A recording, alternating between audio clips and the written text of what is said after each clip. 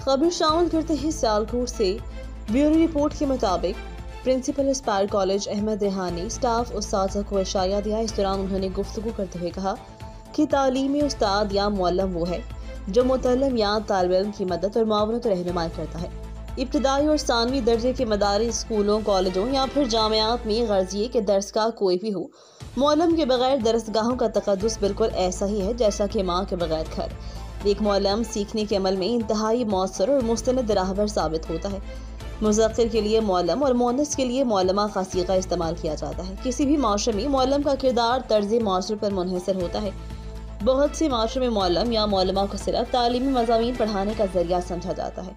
ताहम एक मुअल्लिम के फ़राइज़ में और भी बहुत सी चीज़ें शामिल हैं, जैसा कि हिदायत, पेशावराना तरबियत, समाजी बहबूद का शऊर, ज़िंदगी में कामयाबी के लिए ज़रूरी दीगर ज़रूरी सलाहियतें।